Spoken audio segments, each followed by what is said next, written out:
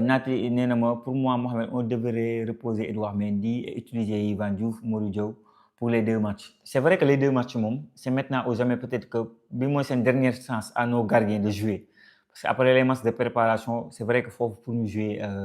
du yomb et donc c'est maintenant ou jamais. En tout cas Modou Diaw actuellement fait de très belles prestations mu ngi def ay performances yu baax Le Havre xaw ma nag xool ngeen que dernièrement c'est le top du top. Yvan Diouf c'est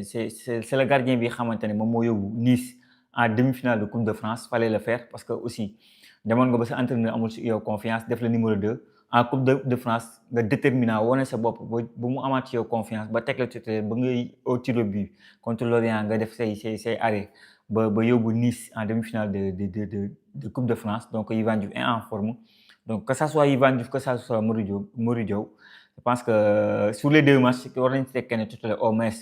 bu ko defee Edouard Mendy jouer le 2e match je sais pas qu'est-ce que mais nag xam naa ne les binationaux quand même le match bi ñu joué Stade de France ça leur tient à cœur carrément donc gars yi encore une fois aimé leen vidéo bi aimé leen vidéo mooy algorithme bi si la koy yéegal képp ku nekk si live bi te aimé woo rek aimé vidéo bi donc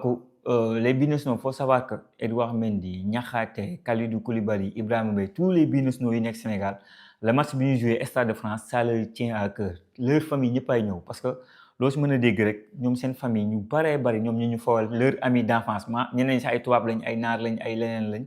c'est maintenant ou jamais pour ñu mën a seetaan seen i xarit nag sama xel dafa dem si Koulibaly sama xel dafay dem si Niakhaté ñoom ñëpp Edouard Mendy keneen ak keneen tout le monde sa famille dina ñëw au Stade de France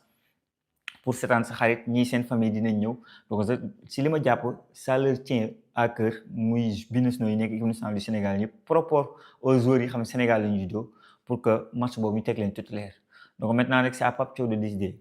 amical moom ça sert à tester des joueurs tu peux pas si amical di teg sa équipe type moo tax man may def sa équipe probable dama def équipe type bi ma jàpp ne Pape Thiaw moom lay teg ak lii xamante ne bon à sa place loolu laay def donc il faut que moo am un mélange des joueurs que tu aimerais voir ak ñi fi nekk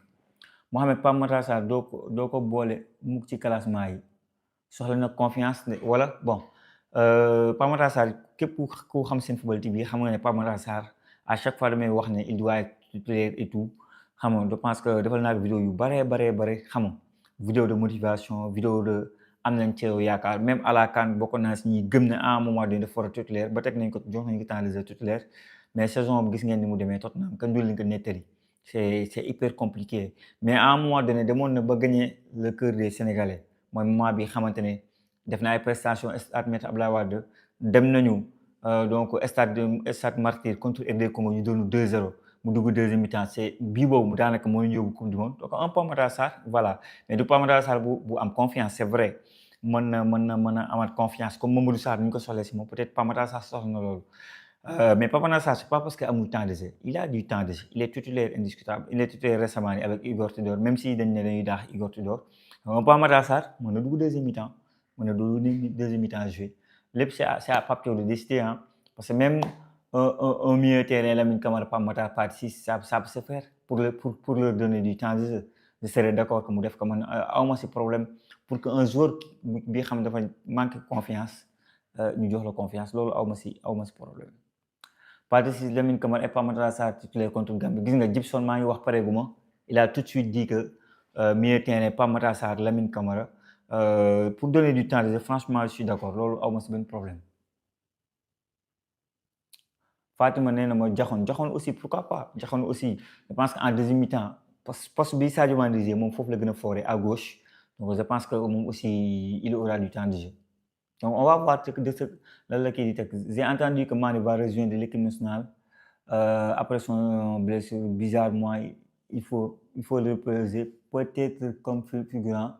pour la célébration du Coupe d'Afrique je pense que bu ñu ñëwee France c'est juste pour la célébration parce que bu fekkoon dafay bokk ci liste bi da nga koy gis ci liste bi mais bu fekkee def le déplacement jusqu'à Paris c'est juste que la diaspora sénégalaise gis seen Sadio Mané national bi xamante il a été déterminant si ni nga jëlee trophée bi donc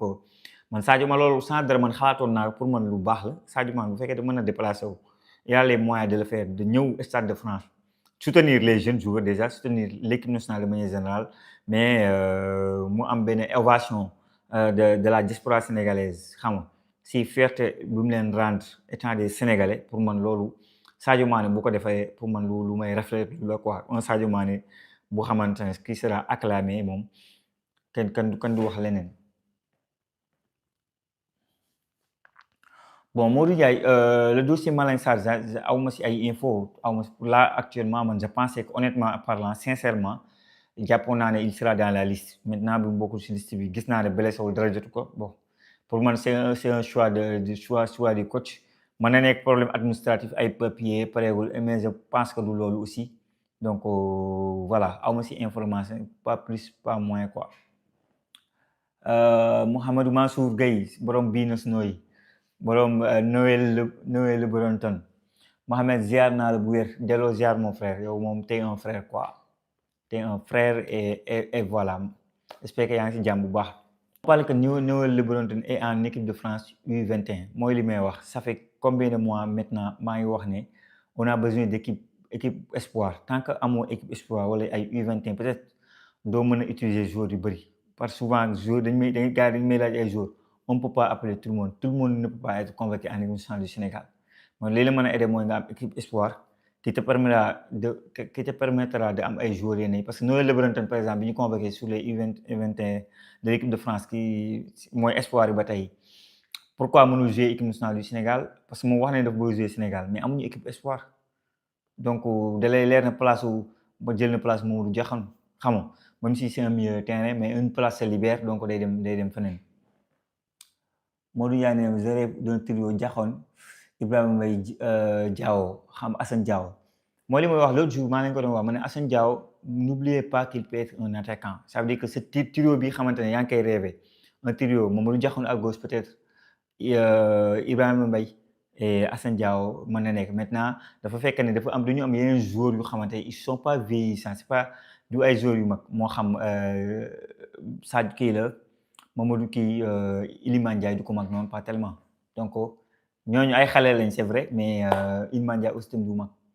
en tout cas moi j'aimerais bien une surprise de Pape Thiaw contre Pérou et Gambie une 11 totalement différente non seulement pour ne pas donner des indices à ses adversaires en Coupe du Monde waaw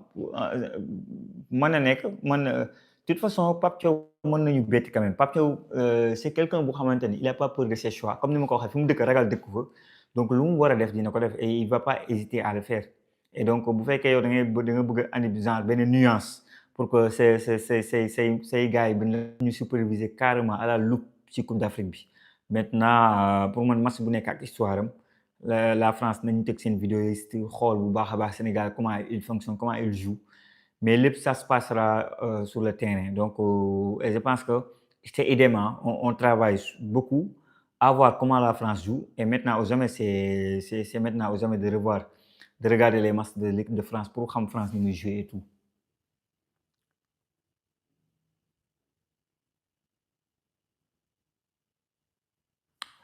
Maodo Malick nee na mais dis-moi est-ce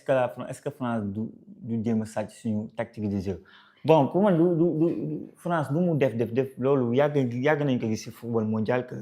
benn équipe da lay xool bu baax mais ça veut pas dire que da lay xool bu baax que sur le match ça va se passer comme ça ils vont bien nous étudier la staff est très intelligente la staff bu Didier Deschamps y a Guy Stéphane y a staff bu mag a mag France bokk na ci meilleure équipe du monde yi donc ils vont bien t'étudier parce que quand même mën nga leen yaaxal seen qualification donc du coup ils vont bien t'étudier loolu moom c'est clair mais à nous de faire la taf à nous aussi on va les étudier hein. Je dis toujours que Pape Thiaw doit écarter certains anciens pour construire une équipe de jeunes surtout sur les matchs de test sur les matchs amicaux pour les tester c'est vrai que à un moment donné moo tax entre le sentiment et moo li ñuy wax football amul sentiment ça c'est ça c'est parce que da nga fi gis ñu xam ñoo jël ñoo nekk des champions d'Afrique 2 fois am nañu benn respect bi am nañu benn état d'esprit dans le groupe je pense à Abdoulaye Seck par exemple bi xamante ne c'est compliqué mais day occuper benn place waroon na mën a jeune mënoon na si dugg mais bon tu comprends le choix de Pape Thiaw comme par rapport ak état d'esprit par rapport ak hiérarchie bi xamante am na équipe nationale du Sénégal mais souvent c'est le côté sentiment aussi l'autre chose bi xamante ne dañ koy wax mettre que des jeunes aussi tamit loolu je pense pas que Pape Thiaw doon na ko def quoi.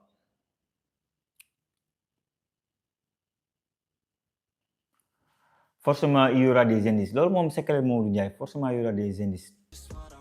bu leen fàtte di abonné ak di cliquer ci cloche boobu ngeen di gis vidéo bu ñëw ngeen mën ko seetaan jërëjëf ba beneen.